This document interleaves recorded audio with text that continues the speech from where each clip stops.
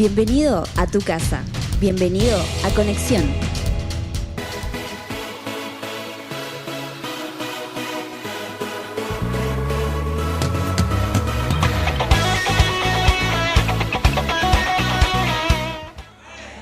Dios es bueno todo el tiempo. Es un privilegio para mí estar por segunda vez en Argentina compartiendo la palabra de Dios. Hay un aire de Dios en esta casa en esta mañana. Tú puedes sentir en el aire. La atmósfera determina lo que vive y muere en cualquier lugar en la tierra. Una atmósfera tiene el poder de matar algo y de darle vida a otra cosa. Ustedes pueden tomar, por ejemplo, una fresa y sin lavarla tratar de hacerse un licuado. No sé si se diga igual acá. Y en México las fresas las riegan con agua no muy limpia. Si te haces un licuado con la fresa y no la lavaste, vas a tener un problema al otro día seguramente. Pero si metes la fresa en el congelador, en el refrigerador, y la dejas por un día, al otro día tomas la misma fresa y haces el mismo licuado, no te va a causar ningún daño, porque alteraste la atmósfera y el clima de un lugar. Quien controla el clima controla la vida. Quien controla la atmósfera tiene autoridad en un lugar.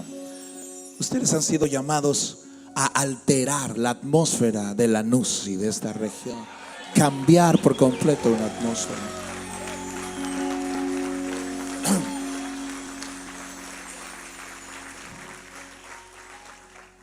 ¿Han echado alguna vez a un lugar donde el jefe en el trabajo entró gritando y en un instante todo el ambiente de la oficina cambió?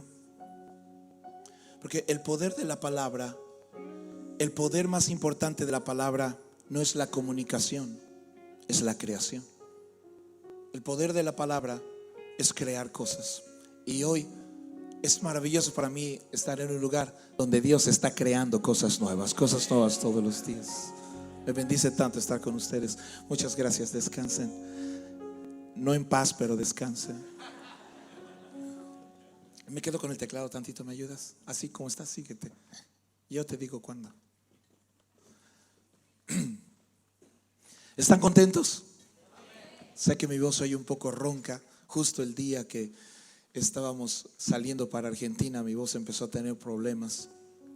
La noche anterior estuve cuidando a mi padre. Mi padre tiene 84 años de edad, ha sido pastor por 60 años de su vida. Mi madre junto con él. Y son gente que amo mucho, y ahora me ha tocado cuidar de mis padres. Pasé la noche cuidándole porque estuvo grave de salud.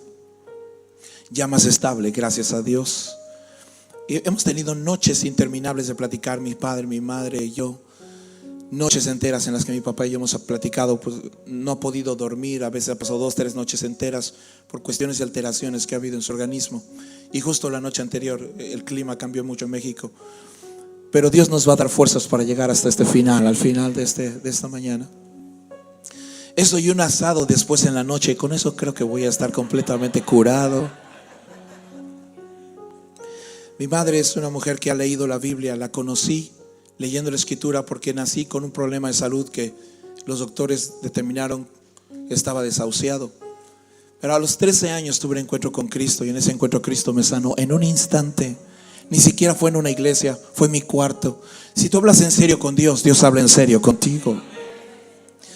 Y yo recuerdo haber visto por todos los días, semanas que no podía ir a la escuela, y estaba yo encerrado en un cuarto con vaporizadores para poder respirar. Veía a mi madre orar en la sala todo el tiempo. Mi madre es una mujer de oración, una guerrera, un soldado, una mujer salvaje en el reino. Salvaje literalmente. Salía por las calles con la camioneta que teníamos, tocaba las puertas, literalmente las puertas de las vecindades, de los lugares más peligrosos. Metía drogadictos, alcohólicos al carro de la casa de la familia, los traía a la iglesia. Nuestro primer pastor, ya pastor conmigo en la iglesia matriz en la Ciudad de México, es uno de esos hombres alcohólicos, violentos, que mi madre trajo. Él lo subió en una camioneta, lo trajo a la iglesia, y Cristo tocó su corazón. En fin, mis padres son algo raros.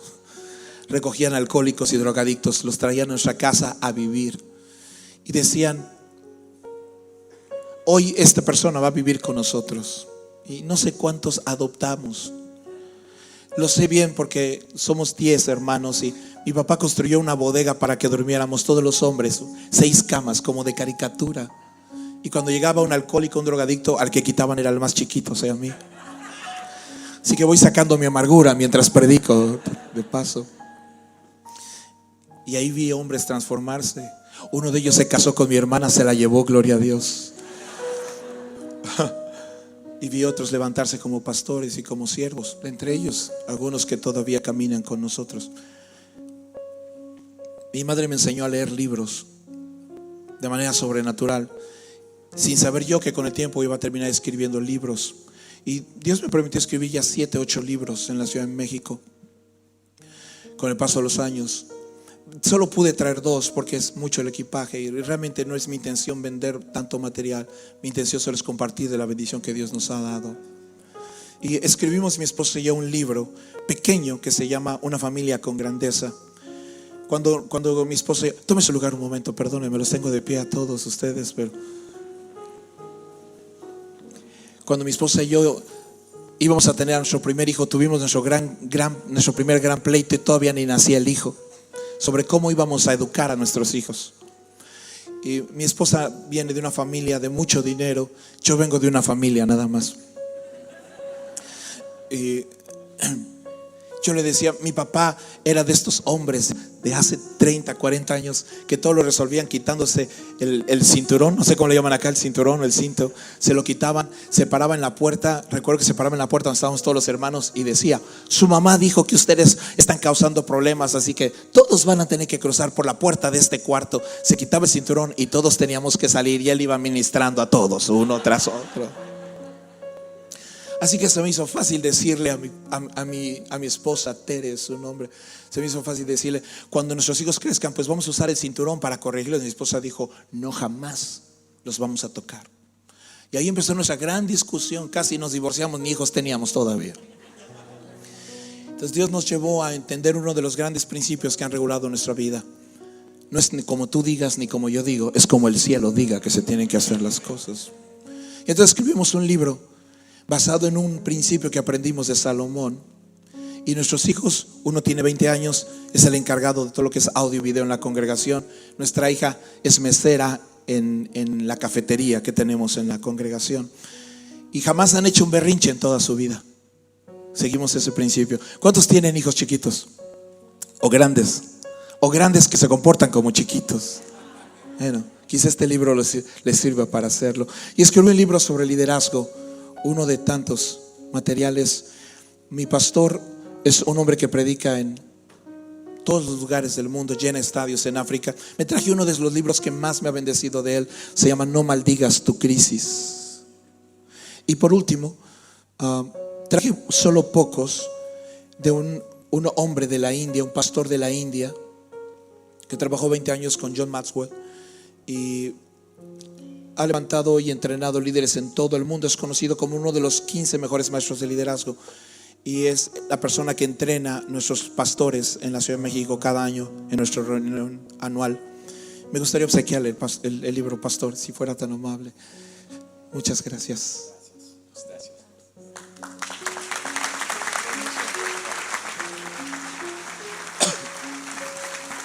En fin, se necesita una fe para venir a la iglesia, pero una muy distinta para levantar una iglesia.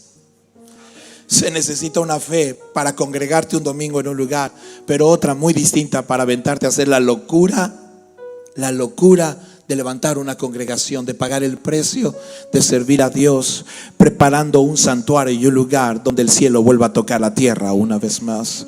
Y esa es la razón por la que siempre honramos a los pastores y por la que reconocemos el trabajo que un pastor hace en la tierra. Agradecemos siempre que un pastor haya estado y que esté cerca de nosotros, pero no sabemos cuántas batallas detrás del telón los pastores viven para que lleguemos a este día. Nosotros disfrutamos de la presencia de Dios en este lugar, pero alguien pagó un precio por todo lo que estamos viendo que Dios está haciendo. Y aunque la bendición viene de Jehová, el trabajo y el esfuerzo viene de hombres y mujeres que sirven al Señor con todo su corazón.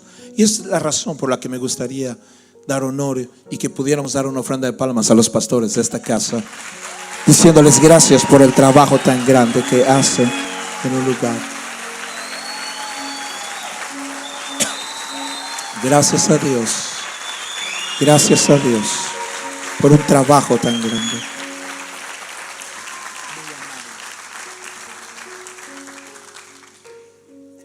Mi esposa y yo llevamos 20 años pastoreando la congregación. Yo era empresario, en realidad estaba dedicado a la empresa, no me iba nada mal.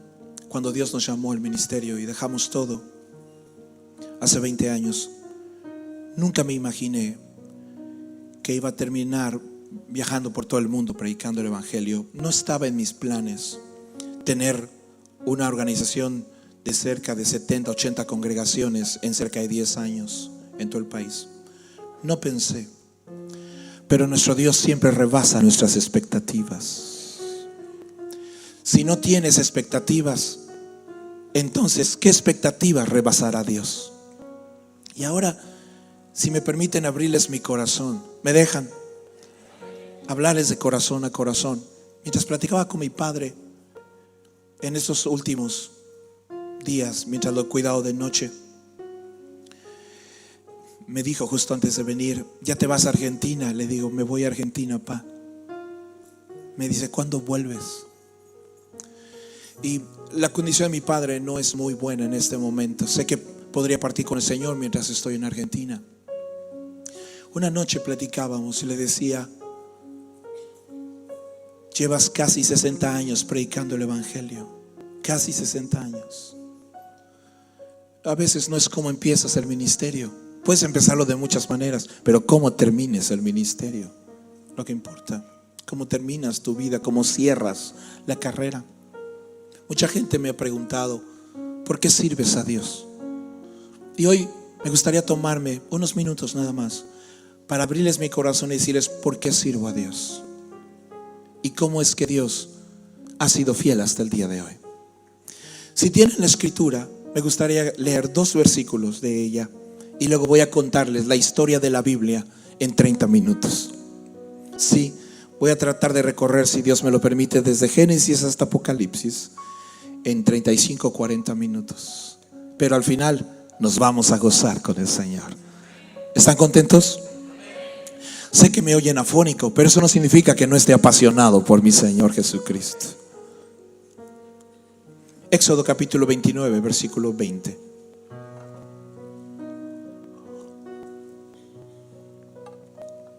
Y matarás el carnero y tomarás de su sangre y la pondrás sobre el lóbulo derecho de la oreja derecha de Aarón, sobre el lóbulo de la oreja de sus hijos, sobre el dedo pulgar de las manos derechas de ellos y sobre el dedo pulgar de los pies derechos de ellos, y rociarás la sangre sobre el altar alrededor. Josué también, dice ahora el libro de Josué capítulo 4 versículo 9. Josué también levantó 12 piedras en medio del Jordán, en el lugar donde estuvieron los pies de los sacerdotes que llevaban el arca del pacto, y han estado allí hasta hoy. Padre, dale esta palabra a tu corazón y dale lo que yo jamás podría darle. Dale tu aliento, tu espíritu, y solo déjame transmitirla de la manera más transparente, sencilla y profunda posibles. Gracias por dejarme vivir este día y que mis ojos vean, Señor, que estás vivo en Argentina haciendo cosas grandes. Gracias por tus siervos de esta casa. Gracias por los pastores que colaboran aquí, y gracias por tu amor. En el nombre de Jesús. Amén. Diga conmigo: Señor Jesús, dame un oído para oír, un corazón para percibir y un espíritu para discernir. Amén. Gracias, mijo. Descansa un momento. ¿Ves?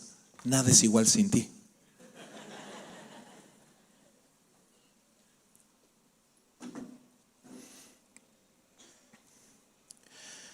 Cuando tuve mi encuentro con Cristo a los 13 años, me enamoré de conocer a Dios y de conocer de Dios. Hay muchos que conocen de Dios, pero no conocen a Dios. Hay muchos que hablan de Dios, pero no hablan con Dios. Hay una gran diferencia en ello. Y decidí que quería dedicar mi vida a conocer a Dios, no a conocer de Dios. Así que me enamoré de la Escritura. Me enamoré de la Biblia de tal manera que la he leído no sé cuántas veces en toda mi vida. Y me di cuenta de algo que me ha bendecido mucho. Estoy seguro que Dios me conoce. ¿Lo creen? Estoy seguro que Dios te conoce al 100%. Me gusta servir a Dios porque sé que me conoce completamente. Este no es la discusión ni es el conflicto de la tierra. Dios nos conoce tal cual. Yo no sé cuántos de ustedes han tenido una experiencia como esta, pero mi esposa y yo teníamos un mecánico que arreglaba nuestro auto y tenía una particularidad. Le llevábamos el carro, se subía al auto, manejaba y le daba la vuelta a la manzana, y cuando regresaba ya nos podía decir de puro oído lo que nuestro auto tenía. Yo amaba a ese mecánico. ¿Cuánto les gustaría tener uno de esos? ¿Verdad? Tú llevas tu carro con el mecánico y cuando escuchas y el mecánico te dice, pues sí, lo vamos a checar, y empiezas a oír el titubeo, tú dices, creo que me voy a meter en problemas con mi carro, creo que voy a terminar pagando algo que a lo mejor no tenía que pagar. Y entonces me doy cuenta que mi Dios me conoce a la perfección, que apenas escucha el sonido de mi voz y ya sabe de qué estoy fallando, apenas escucha mi oración y ya sabe de lo que tengo necesidad. No tiene que adivinar, no tiene que probar nada. Él me conoce tal como soy. Sé que si llego con Él, Él sabe exactamente lo que le falta a mi vida. Y es por eso que puedes llegar un domingo y sin importar el trasfondo de donde vengamos, todos salimos diciendo, Dios me habló. Porque Dios es un sastre que teje trajes a la medida de cada quien, utilizando la misma tela al mismo tiempo. El problema no es si Dios nos conoce, el problema es cuánto le conocemos a Él. El gran conflicto de la historia nace con su anhelo ferviente de que le conozcamos. Pero hemos crecido, al menos en nuestra nación, con un trasfondo religioso que creó un concepto tan distante de cómo Dios es. Y la religión popular sembró en el corazón semillas y en la mente de un Dios lejano, un Dios juzgador, un Dios que toma nota de todas las cosas malas que hacemos para esperar cobrárnoslas el día que menos lo pensamos. Un Dios por el que había que caminar de rodillas por kilómetros y kilómetros para tener su favor, sin saber que Él es el que había recorrido la distancia más larga para rescatarnos. ¿Cómo Dios quería ser conocido? Así que Dios se presentó a sí mismo y comenzó a presentarse a través de la creación. Y el Espíritu de Dios se movía sobre la faz de las aguas mientras todo estaba siendo creado. Dice la Biblia, en el principio creó Dios los cielos y la tierra. Y la palabra principio es una palabra que significa de la nada. Diga conmigo, de la nada. Digo, esta es la primera manera en la que quiero que me conozcas, Ofir. Quiero que sepas que soy un Dios que de la nada puedo hacerlo todo. Quiero que sepas, la primera cosa de mí es que soy experto en tomar la nada y devolvértelo.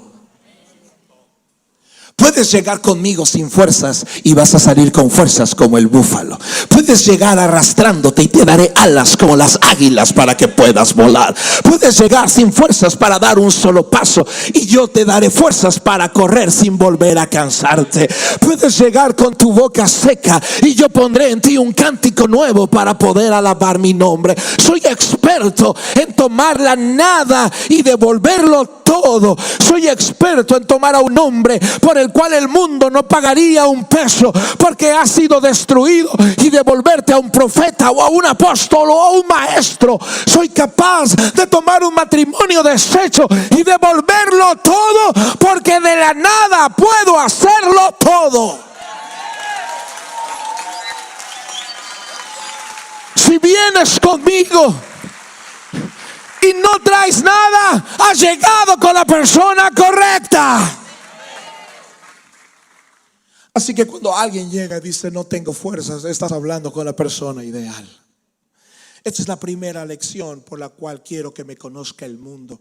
Soy experto en tomar gente deshecha y devolverles hombres y mujeres como reyes y sacerdotes. Soy experto en tomar a aquellos que le han dado la espalda al cielo y levantar de ellos columnas en la casa de Dios. Soy experto en tomar corazones hechos pedazos, pulverizados, y puedo reconstruir las ruinas que fueron destruidas. Soy experto en tomar la nada y hacerlo todo. Después Dios quiso darse a conocer de una manera más profunda y entonces decidió que su espíritu ya no se movería solo sobre la faz de las aguas, sino que su espíritu se posaría por primera vez sobre un ser humano. Y por primera vez comenzamos en la historia a notar que cuando el Espíritu de Dios se posaba sobre alguien, ese alguien adquiría una gracia sobrenatural, una unción y una capacidad para hacer cosas increíbles. No, Sansón. No son tus horas en el gimnasio, ni son los licuados con proteínas que tomas todos los días y que te hace tu mamá. No son la cantidad de lagartijas que haces lo que te dio la fuerza para derrotar ese ejército con la quijada de un burro. No, Sansona, no son los esteroides que quizá estás pensando. No, es la presencia del Espíritu de Dios dentro de ti lo que te ha dado una fuerza sobrenatural. No, José, no son tus estudios acerca de la mente o del alma del hombre lo que te permite interpretar los sueños de los hombres. Es mi espíritu que está sobre ti, para que sepa el mundo y me conozca que si mi espíritu está en ti, harás proezas en la tierra. Voy a decirlo una vez más: si mi espíritu está en ti, harás proezas en la tierra. No te di mi espíritu para que hagas lo mismo que hacen todos los demás. Te di mi espíritu para que hagas cosas que rebasen.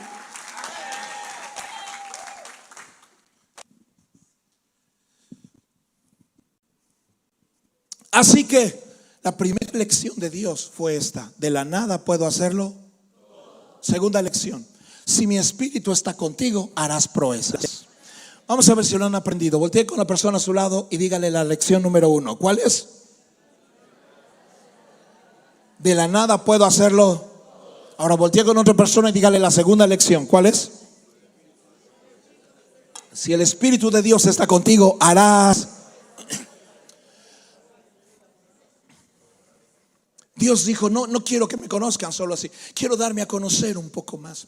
Entonces Dios decidió darle forma a 3 figuras simbólicas, 3 tipos de hombres en la tierra que le ayudaran como un espejo a reflejar quién es Dios y pudiéramos conocerle de manera más clara, cotidiana y viva.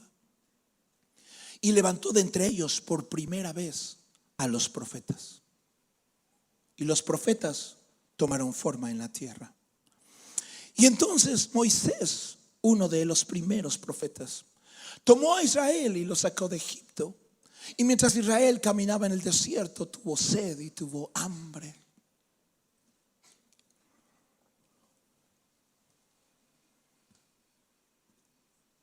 Y el pueblo pensó que Moisés se había equivocado, y Moisés corrió con Dios y les dijo: el pueblo está hablando de matarme.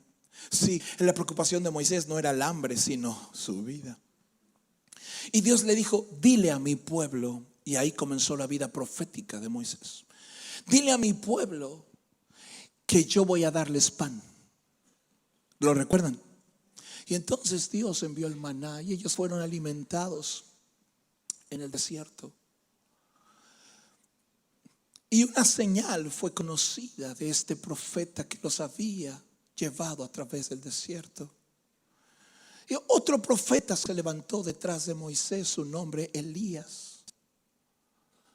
Elías profetizó y los cielos se cerraron. Y cuando los cielos se cerraron, entonces vino una sequía. Y la sequía provocó hambre. Y Elías corrió a un río que se secó. Y dice la escritura que mientras él está ahí, un cuervo le trae pan. ¿Recuerdan? Y entonces Elías en su desierto recibe pan. Y ahora lo recibe, pero no lo recibe de cualquier animal. No hay coincidencias en la escritura. La Biblia es un libro perfecto. Es el único libro que debe ser creído primero para ser entendido después. Todos los demás libros deben ser entendidos primero para ser creídos después. ¿Por qué un cuervo? Pues la escritura nos devuelve hacia Génesis y nos enseña de la diferencia en la raza humana entre los cuervos y las palomas cuando el diluvio, ¿lo recuerdan? Hablando de la paloma como aquel símbolo de aquellos que serían el pueblo de Dios al recibir el Espíritu Santo sobre su vida. Y los cuervos deberían ser por ende todos aquellos que no fueran palomas. ¿Me están entendiendo? ¿Por qué tiene que ser un cuervo quien le traiga el pan al profeta? Porque la Biblia dice que el que recibe al profeta, recompensa de profeta recibirá. Y tiene que ser un cuervo porque la instrucción que va a caer del cielo justo después de que el cuervo traiga el pan es: ve y busca a una viuda de Sarepta de Sidón, y ella es a la que vas a bendecir y a quien le vas a dar la recompensa. No puedes darle recompensa al cuervo, y el cuervo es eso, el símbolo de alguien que no es del pueblo de Israel. Así que no te voy a enviar a una mujer viuda de Jerusalén, te voy a enviar a una mujer gentil, y ella te va a dar pan y tú vas a bendecir su provisión. Y ella te dirá, cuando le preguntes qué tiene, ella dirá: tengo pan. Y tú harás que la harina no escasee y le devolverás pan en su desierto y provisión en sus tiempos de escasez. Quiero que entiendas que esa es la tercera forma en la que quiero que el mundo me conozca. Yo soy tu proveedor. Voy a decirlo una vez más: yo soy tu proveedor. Soy el que pondré pan en tu desierto y provisión en tus tiempos de escasez. Y Dios le dijo a los profetas, le dijo a Moisés: quiero ahora levantar una figura. Ya voy a las 3/4 partes. ¿Me regalan 15 minutos más? Ya estoy en Éxodo, tengo que llegar a Apocalipsis. Ya estoy en Éxodo 29. Quiero que tomes a tu hermano y quiero que mates un carnero. Quiero que tomes la sangre y la coloques en el lóbulo derecho de su oído derecho, en el pulgar. Deben cuidar este detalle, y en el pulgar del dedo gordo de su pie derecho, porque esta es la tarea de un pastor. En estas 3 acciones se constituye y conforma de manera sintetizada la razón de ser y la esencia del ministerio pastoral. Quiero que el sacerdote se enfoque en 3 cosas en su vida: en oír mi voz, en sostener a mi pueblo y en levantar al caído. Si un pastor hace esas 3 cosas, ha hecho bien su tarea. La tarea de un pastor es oír la voz de Dios para poderla transmitir hacia su pueblo. Es tomar a alguien. ¿Cuántos aquí pueden dar gracias a Dios de que un pastor les ha ayudado a sostenerse en sus tiempos difíciles? Y llegaron con el pastor y dijeron: pastor, fíjese que... Y el pastor te dijo: ándele, no sea chillón, usted puede, usted va a salir adelante. La palabra de Dios dice. Y te sostuvieron, ¿verdad? ¿Y cuántos llegamos caídos? Y la voz de Dios a través de un pastor.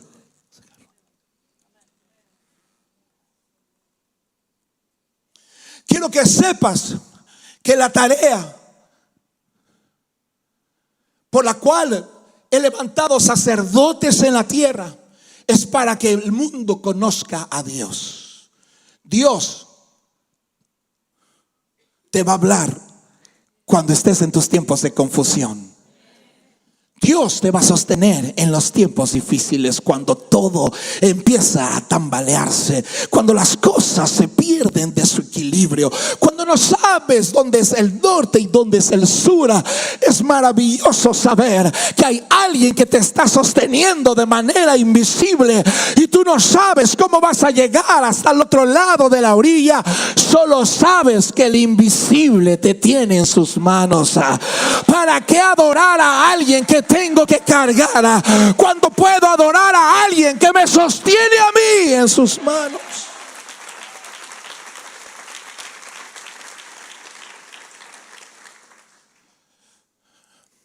Sirvo a Dios porque cuando el hombre cae, Dios no se complace en ponerle pie en el cuello y terminar de aplastarlo, sino que se complace en tomarlo y levantarlo otra vez. No hay mejor hombre que un hombre levantado por Dios. No hay mayor amor que una mujer levantada por nuestro Señor Jesucristo. Oh, si tus fuerzas te levantan, eso tiene su gloria. Pero si Dios te levanta, eso tiene otro valor muy diferente.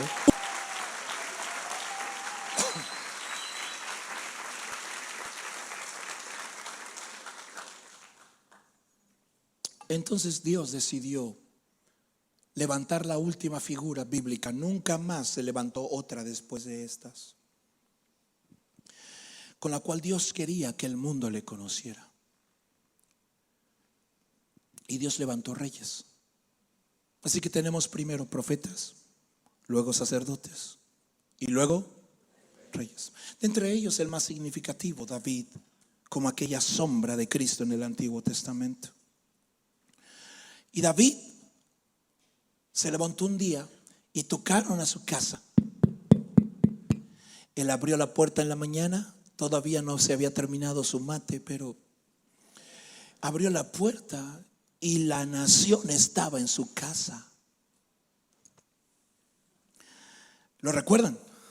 Y le dijeron: queremos que tú seas rey. Un día esta región va a tocar la puerta.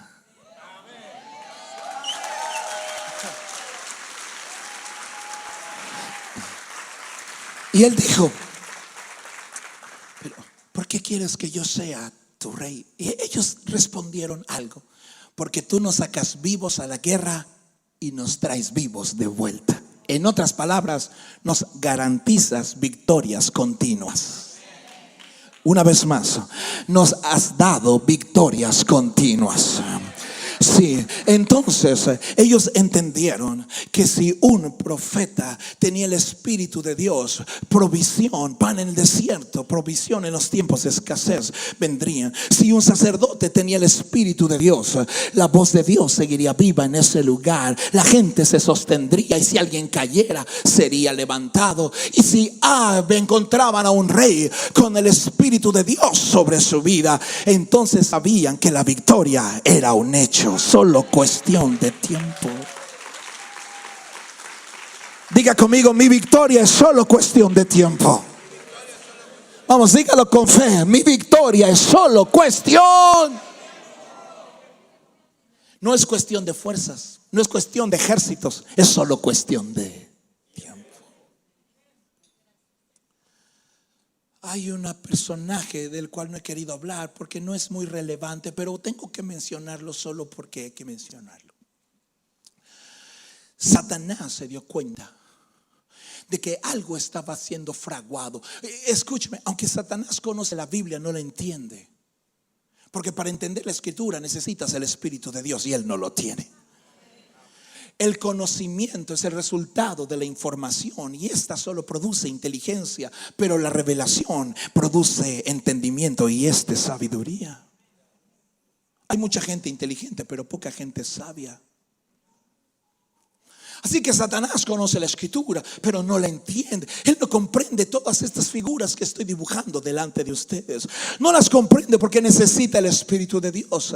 Entonces él comenzó a notar algo. Cada vez que tuve que pelear con un profeta que el Espíritu de Dios estaba en él. La última vez que me peleé con uno en el Antiguo Testamento, degolló a 850 de mis mejores hombres. No. La última vez que me metí con un sacerdote, me di cuenta que la mortandad que había sido liberada para matar al pueblo, el sacerdote la había detenido levantando un altar. La última vez que traté de pelear con un rey que tenía el Espíritu de Dios sobre su vida, me di cuenta que era imposible derrotarlos porque Dios está con ellos.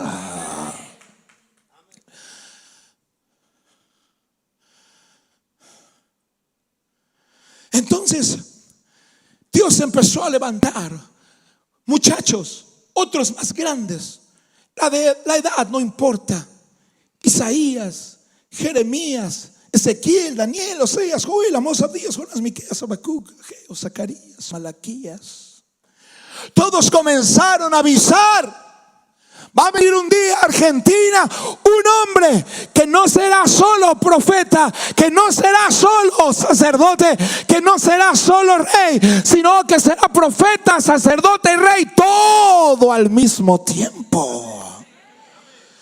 Entonces Satanás empezó a preocuparse porque dijo: si me he metido con un sacerdote solamente y ya me he ido mal, y con un profeta y me ha ido mal, ¿cómo es que va a venir? Porque profeta tras profeta se levantaron y declararon en la tierra: se levantará una raíz que reinará en la tierra. Y otro profeta avisó que Dios enviaría al príncipe de paz. Y profeta tras profeta comenzaron a avisar que tarde o temprano sobre esta tierra caminaría uno en donde estas tres figuras se concentrarían. Y nació nuestro Señor Jesucristo. Y Jesús caminó en la tierra. Y mientras caminaba en la tierra, nadie sabía quién era. Lo sabemos porque Jesús es conocido cuando empieza su ministerio como el hijo de José o el hijo del carpintero. Ahora ya terminé el Antiguo Testamento, estoy en Mateo ahora. Y Jesús no revela nada acerca de su identidad, pero un día llega la reunión. Porque Jesús tiene un primo pastor. Su primo Juan es un pastor muy particular. Es un pastor que predica el mismo mensaje todos los domingos. Yo no sé ustedes, pero ¿cuántos irían a la misma iglesia si su pastor predicara el mismo mensaje todos los días? Nadie dijo amén. Okay. Ya tienes algo para regañarlos después. Juan se paraba y decía su mensaje favorito, que era: arrepentíos. ¿Se acuerdan? Dijo un día: vamos a tener el próximo miércoles una reunión de damas y te estoy orando por una palabra de Dios. Y Dios me ha revelado una palabra del cielo. Y el día que se pare en la reunión, dice: y vamos a tener nuestras reuniones de conexión. Y ahí están todas las reuniones. He estado orando por una palabra fresca. Y la predicación decía: we have a problem. Ese día en particular, algo pasó. La Biblia dice, si quieren lean con cuidado la escritura, que Jesús llegó a la reunión de la iglesia y se sentó entre la multitud.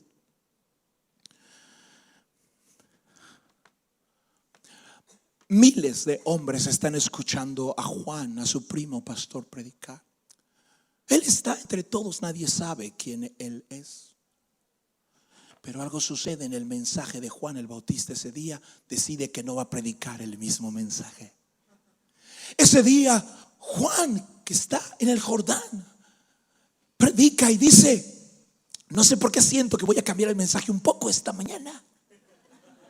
¿Le suena familiar? Me levanté con un mensaje, pero Dios me lo cambió. Y entonces Juan declara una palabra. Ese día que Jesús está entre la multitud perdido, nadie sabe quién es y Juan tampoco lo ha visto. Viene uno detrás de mí que es más grande que yo. Viene uno detrás de mí, Juan, porque ese día en particular es por qué. ¿Por qué has cambiado tu mensaje en ese día? Es porque Juan está viviendo algo. Oh, Juan, estás viviendo algo. ¿Qué te pasó? Te pasó algo que ya habías vivido hace 30 años atrás, cuando Jesús entró en el saludo de María hacia Elizabeth y el bebé brincó en el vientre. Entonces Elizabeth dijo: mi hijo ha reconocido a su señora.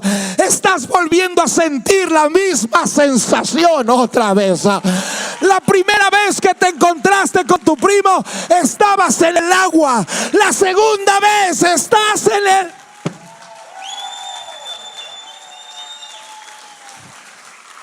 Así que suceda. Pero regresa a la siguiente reunión. En la siguiente reunión regresa, pero ahora no se siente entre la multitud. Ahora se dirige rumbo a Jesús, rumbo a Juan, su primo. Juan lo ve venir y solo alcanza a declarar por el Espíritu: he ahí el Cordero de Dios que quita el pecado del mundo.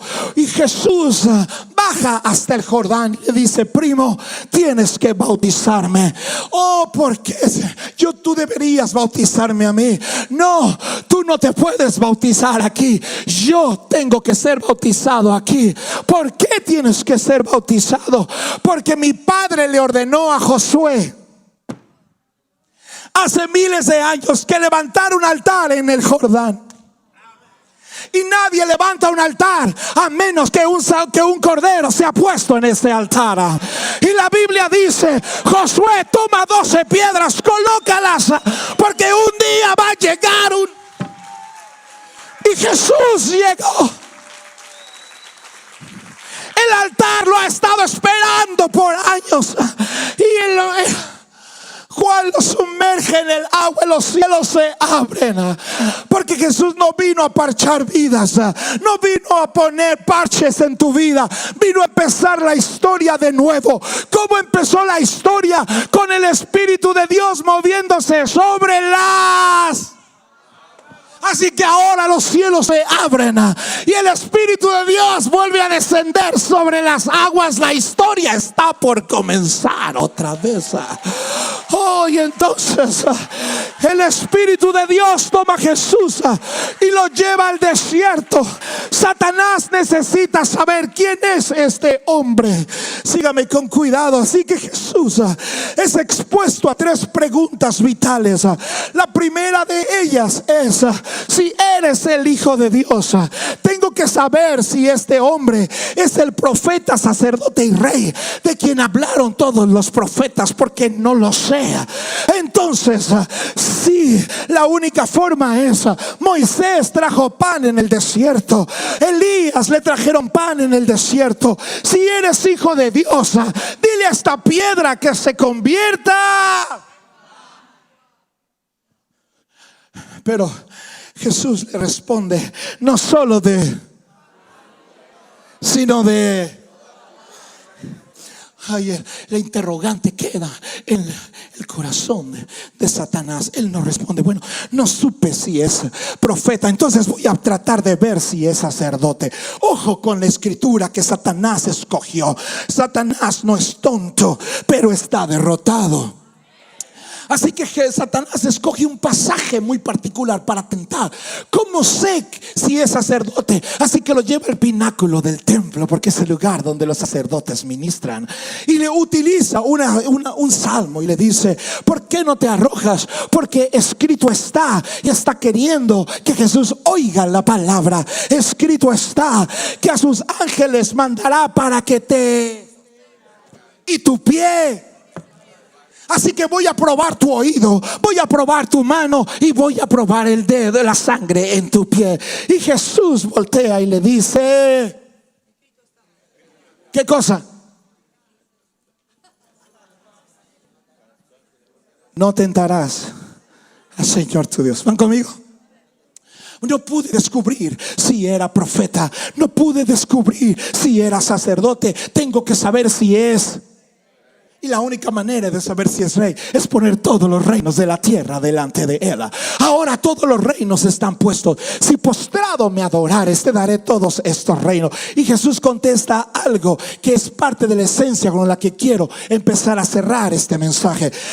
Jesús dice: al Señor tu Dios adorarás y solo a Él le servirás. La gente que entiende reino de manera instintiva busca hacer dos cosas: servir y adorar. Adorar y servir. Servir y adorar. No se los tienes que pedir, no los necesitas invitar. Su naturaleza es servir. Cuando saben que el rey los ha levantado, cuando saben que es Cristo el que los ha rescatado, tu instinto te dice: debo servir a ese hombre. Es por eso que la suegra de Pedro se levanta y la expresión es vital. Y levantándose le...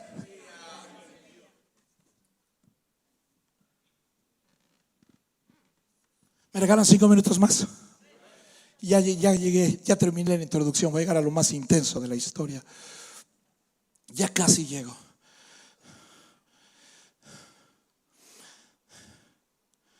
Así que Satanás se va, dice la Biblia, por un tiempo. No pudo probar si era profeta, no pudo probar si era sacerdote, y no pudo probar si era rey.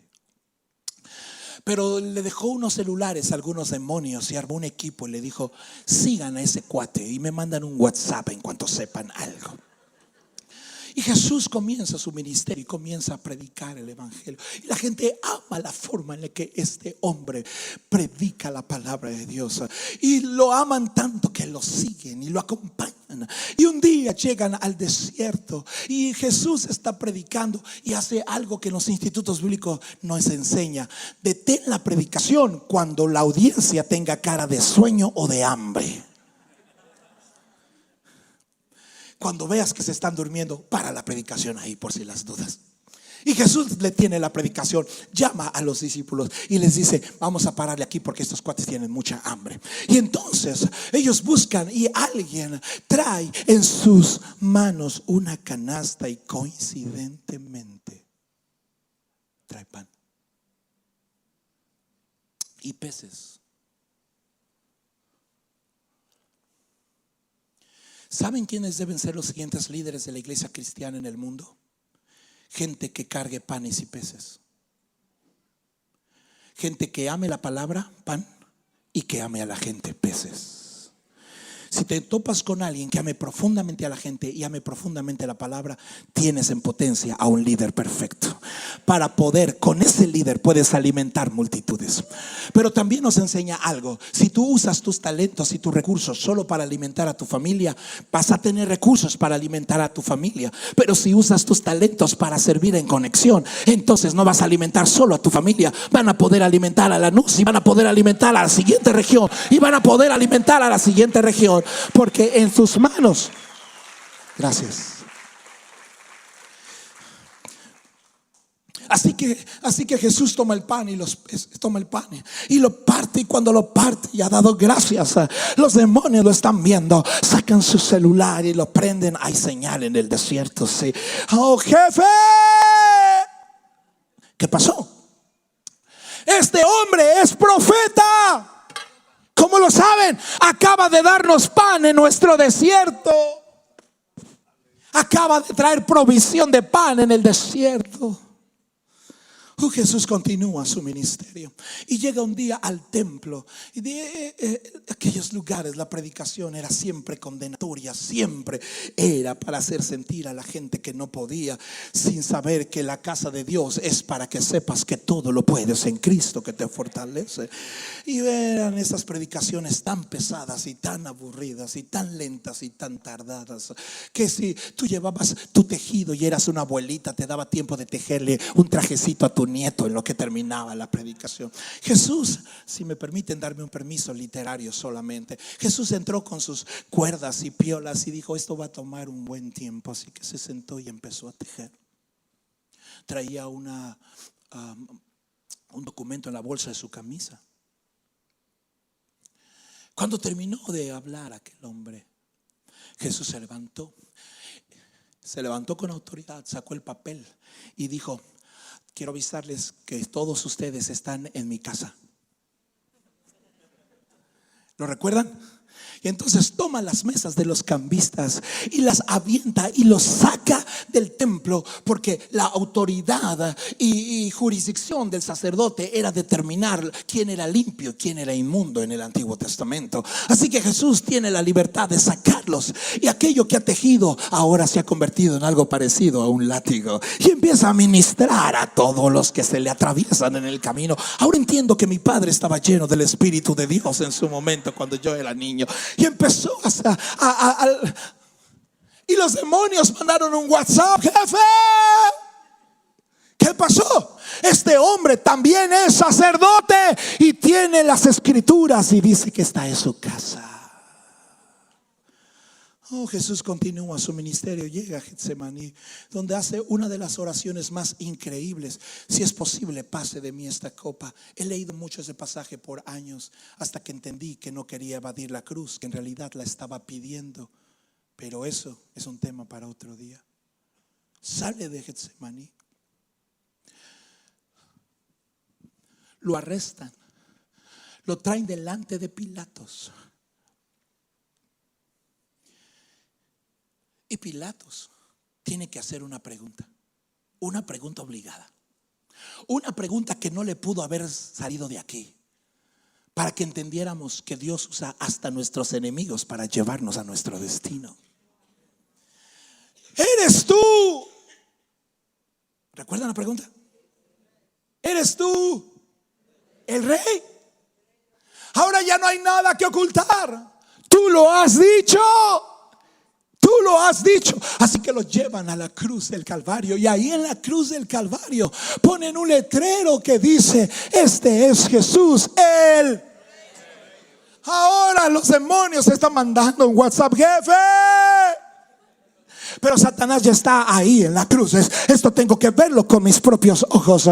Este es el hombre del cual habló toda la escritura, que sería profeta, que sería rey y que sería sacerdote. Ahora sé a quién debo destruir. Diablo, es demasiado tarde. En esa cruz te van a destruir a ti. Ahora Jesús ha mantenido su identidad cuidada. Y Jesús baja a las partes más bajas de la tierra. Y cuando llega a las partes más bajas de la tierra, llega a proclamar quién es Él. Síganme, casi termino. Los chicos de alabanza, me ayudan por favor, si son tan amables. Qué trabajo tan fantástico están haciendo. Cantaron un canto que, ahorita regreso a la predicación, me voy a poner de acuerdo con ellos. Cantaron un canto que dice: tu mano hasta aquí me ayudó. Sí, con esa vamos a darle, con el coro. Y ustedes son excelentes para hacerlo. ¿Cuántos dan gracias a Dios por este grupo de adoradores, estos ministerios de alabanza?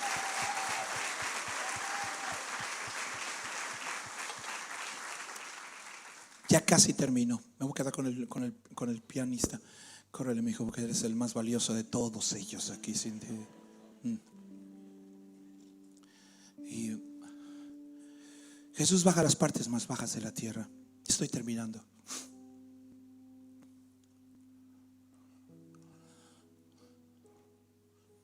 Y hay gente a la que se le pidieron cosas inverosímiles.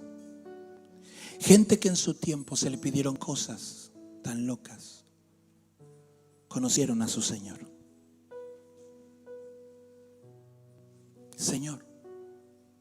Señor, dime, Sansón, ¿por qué me hiciste vivir un hambre tal que tuve que tomar comida de adentro de un animal muerto? Nadie de nosotros lo haría en su sano juicio. ¿Por qué tomar comida de adentro de un animal muerto? Oh, Sansón, es que no entendiste que yo escogí tu historia solo para contar la mía. Yo soy ese león de la tribu de Judá que tenía que morir para que la miel, que es la palabra de Dios, alimentara a todo el mundo. Señor, yo tengo que hacerte una pregunta honestamente. ¿Por qué me hiciste trabajar durante 120 años construyendo un arca que tú querías usar para salvar multitudes y que terminó llena de animales. Y luego, Señor, me encerraste en el arca y luego la sellaste. Y tú sabes cómo huelen los animales y toda la bendición que van dejando en 40 días.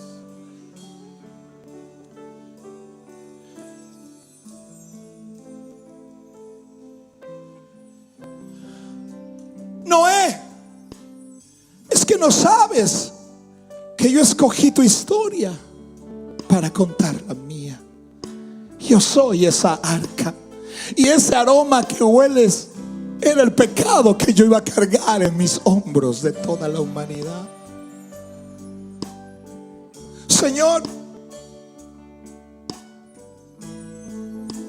dime, Moisés, ¿por qué te enojaste conmigo? Si la primera vez golpeé la roca y la segunda vez que me pediste que hablara a la roca, la golpeé de nuevo. ¿Por qué te enojaste conmigo? Moisés, es que no sabes que yo escogí tu historia para contar la mía.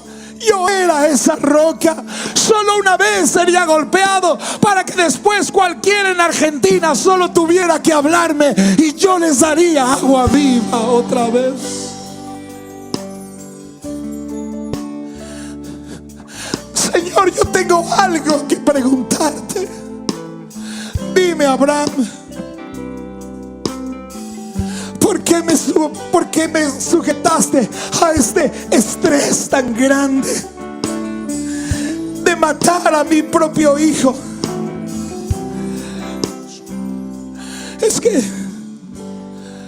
Abraham, yo escogí tu historia para contar la mía. ¿Te acuerdas de aquel cordero que apareció frente a tus ojos? Estaba enredado por la cabeza en una zarza con espinas. Yo soy ese cordero que tenía que tener espinas en mi cabeza. Señor, dime, Adán, ¿por qué no me permitiste regresar y tomar del árbol de la vida para recuperar la vida perdida?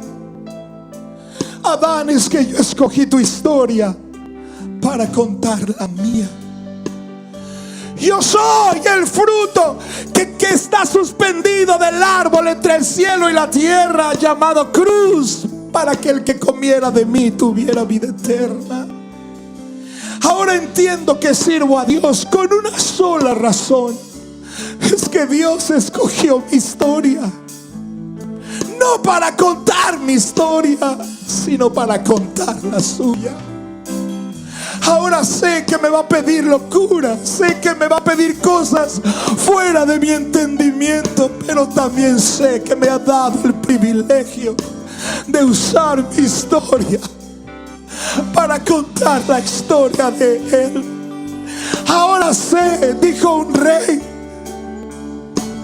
joven fui y he envejecido, y no he visto justo desamparado, ni su simiente que mendigue pan. Ahora sé que de la nada puedes hacerlo todo por mí. Ahora sé que vas a traer pan en mi desierto. Ahora sé que voy a oír tu voz cuando la confusión me rodea, y me sostendrás cuando mi vida se tambalea. Ahora sé que si caigo me levantarías, y sé que has previsto para mí historias de victoria todos los días de mi vida. Vamos a adorar al Señor un momento, ya casi termino. Todo hasta aquí. Si tu diestra me ha traído hasta aquí, no puedo callar, no puedo callar. Si tu mano hasta aquí me ayudó, no vuelvo atrás. Una vez más.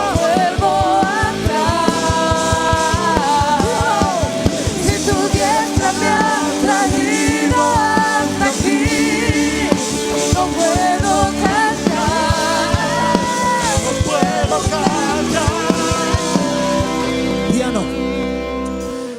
Así que Abraham camina en el desierto,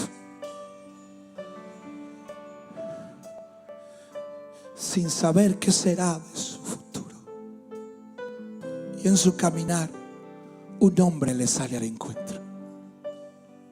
La Biblia dice que no hay genealogía en él. Solo se dice de ese hombre algo: que es sumo sacerdote. ¿Se acuerdan? Y que es rey de Salem. Así que Abraham decide que el primer diezmo lo va a dar en el desierto. Sí, el primer diezmo de la historia fue dado en el desierto.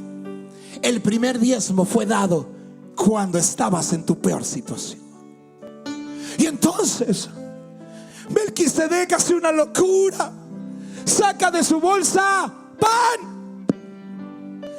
Ahora este que es sacerdote y que es rey saca pan. También es profeta. Abraham, estás hablando con Cristo en persona. Y pasan los años y otro hombre camina en la tierra. Su nombre, David. Y mientras camina en la tierra, un día es traicionado. Y este hombre, que puede portar el efod sacerdotal para venir a la casa a adorar cuando su hijo ha muerto, también porta una corona sobre su cabeza. Es sacerdote, es rey. Ahora en su huida entra al templo y el sacerdote del templo le da para que él pueda completar la figura de Cristo en el Antiguo Testamento, para que entendiéramos que Él te va a sostener todos los días de tu vida, que si caes te va a levantar, que si no sabes qué hacer, solo abre tu oído que Él te va a hablar. Si su diestra me ha traído hasta aquí, no puedo callar, no puedo callar. Si tu mano hasta aquí me ayudó, no vuelvo atrás, no vuelvo atrás. Piano. Así que me regalan un minuto más. Ya casi termino. Amo la Biblia, no puedo dejar de hablar de ella. Si Dios le dice a Moisés: quiero que le digas a mi pueblo que quiero hacer un pacto con ellos y que hay una arca que debes construir. Y esa arca debe tener 3 cosas adentro: maná, pan para su desierto, las tablas de la ley, la seguridad de mi palabra en sus oídos y corazones, y la vara de Aarón que reverdecerá, símbolo del cetro real. Diles que mi pacto es proveerles, dirigirles y protegerlos. Profeta, rey y sacerdote. Si yo fuera tú, no tardaría en buscar de qué manera empezar a servir a este rey. Porque no sé cuánto tiempo tengas de conocer a Cristo, pero ya tienes suficiente capacidad. Si sirves a este rey, de la nada lo va a hacer todo por ti. Traerá pan en tu desierto, provisión en tus tiempos de escasez. No sé cuántos aquí lo sean, pero me gustaría dejar esta bendición en la casa. Gente que hoy diga: pastor, entendí el mensaje, es muy claro, quiero empezar a servir en la casa de mi Dios. Levanta la mano si tú eres esa persona. Gente que no está sirviendo, levanta la mano. Todos los que no estén sirviendo y que quieren empezar a servir hoy, venga de su lugar rápido. Este es el primer ejercicio que vamos a hacer. Esta es la manera en la que vas a venir a Dios a decir: voy a empezar a servir ahora mismo. Ahora sé qué bueno es para mí. Abra sus ojos y míreme, por favor. Abra sus ojos y míreme. Si todos ustedes comienzan a servir a este rey, esa es la historia de su vida. En realidad, no se trata de tu historia. Dios escogió tu historia. ¿Por qué estoy pasando lo que estoy pasando? No, Dios nos está probando, Dios no te está castigando. Dios escogió tu historia para contar la suya, glorificarse a través de lo que va a hacer contigo. ¿Cómo lo va a hacer en la vida de tu casa y de tus hijos? Cuando lo entendí, empecé a servir a Dios. Hace 35 años empecé a poner sillas en el templo de mi padre. Hace 35 años. Hasta aquí. Jehová no nos ha dejado. Mi esposa dejó su trabajo en el gobierno como juez. Yo su único caso perdido. Yo dejé mi empresa. Y mi esposa me dijo el primer día: ¿de qué vamos a vivir? Yo no sabía lo que ahora entiendo.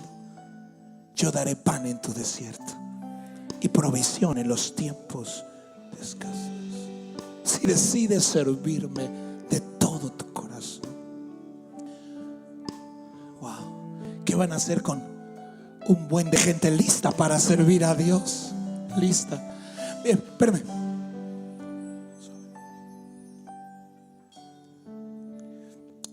Cuando le dijeron a mi padre en una habitación, en un consultorio de hospital, hace 35 años, su hijo no va a poder viajar, ni va a poder estar donde haya polvo, ni plantas, ni flores, ni nada.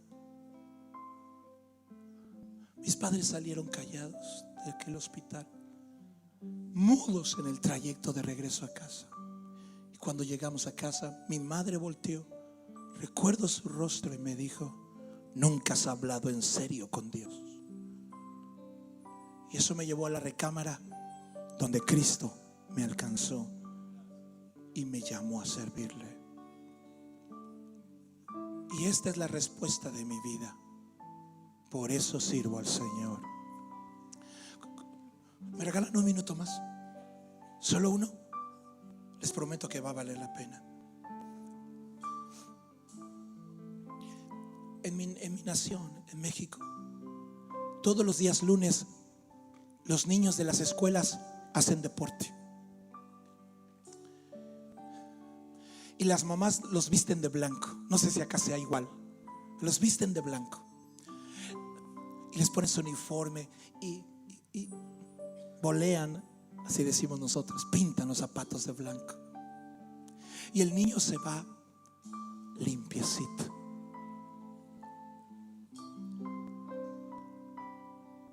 Las mamás y los papás vemos el uniforme de manera muy distinta. Si una mamá plancha el uniforme, lo lavó y se lo pone a su hijo, una mamá espera que su hijo regrese con el uniforme. Es el mismo espíritu entonces también allá que aquí. Pero el papá no ve igual el uniforme. Porque si es el día de deportes, si es el día de jugar, y el niño llega con el uniforme limpio, el papá le va a decir que no jugaste. No me han entendido. Si regresas con el uniforme blanco, impecable, no estoy hablando de santidad, estoy hablando de la vida diaria, de servir. La mamá dice: oh, ese es mi hijo. El papá dice: no hiciste nada. ¿Están aquí? Si llega el hijo, regresa. No sé cuántas mamás tengan este mismo espíritu, pero si tu hijo regresa con un raspón, las mamás se hacen asesinos seriales, ¿verdad? Quieren hablar con el director, con la maestra, con la mamá. Quieren el teléfono de todos, de derechos humanos. Pero si un niño llega con un raspón y lo ve su papá, ¿qué hace el papá? Dice: eso es mi hijo, salió como su padre, aguantador. ¿O no? Así que Cristo caminó en la tierra, este profeta, rey y sacerdote, resucita con un cuerpo glorificado, pero decide conservar algo. Decide conservar, pudiendo no necesitarlas ya, conservar las heridas en sus manos y en sus pies. Oh, hermanos. Y las decide conservar y le dicen: no he subido a mi padre, pero cuando llegue a la casa de mi padre, quiero que vea que jugué bien en esa cancha. Mientras me tuvo en la tierra, mientras me tuvo en esa casa, mientras estuve en Lanús, mientras estuve en Argentina, jugué bien. No puedo cantar Sin tu mano hasta aquí me ayudó. No vuelvo atrás. alguien grita: No vuelvo atrás. levanta tu mano. Si tu No me ha traído hasta aquí. No puedo cantar. No puedo cantar. Sin tu mano hasta aquí me ayudó. No vuelvo atrás. Voy a pedir que sus pastores o los que ustedes también designen me ayuden a la hora de orar. Por favor, solo quiero hacer algo con ustedes. Quiero tocar su mano. Y quiero, cuando toquen su mano, recuerden que Cristo conservó sus cicatrices y los hoyos y heridas para que su papá no le dijera: no hiciste nada mientras estabas en conexión. Porque pasión no es cuánto tiempo llevas en el estadio, sino cuántos minutos llevas en la cancha de juego. Levante sus manos al cielo. Ustedes han pasado respondiendo a un llamado: quiero servir a Dios. ¿Cómo? No lo sé. Ahí sí se acercan con todos los pastores que Dios ha levantado en esta casa y le dirán: pastor, dígame qué hago, pero quiero servir a ese rey, quiero adorar a ese rey, porque él dijo: me adorarían y me servirían. Y entonces él estaría con nosotros todos los días hasta el fin del mundo. Levante sus manos al cielo. Mientras ellos adoran, yo voy a pasar a tocar sus manos junto con los pastores, y solo vamos a sellar este pacto con Dios de que vamos a servir a nuestro Dios de todo nuestro corazón, de que Conexión ahora tiene 100 personas más sirviendo en el reino. Es mejor estar en conexión.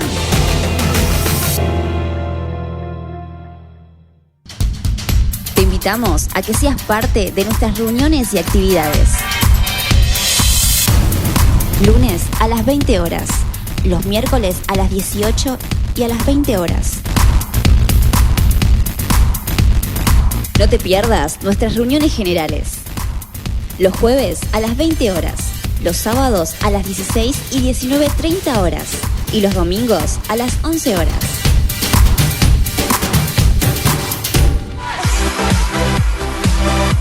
Te esperamos en nuestras reuniones de Conexión Mujer. Conexión Mujer con Mirta Chiniek. Todos los miércoles a las 16:30 horas.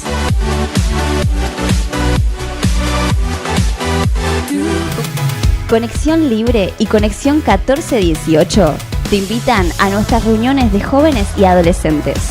Los viernes a las 20 horas y en sus grupos de conexión los viernes y sábados a las 18:30 horas.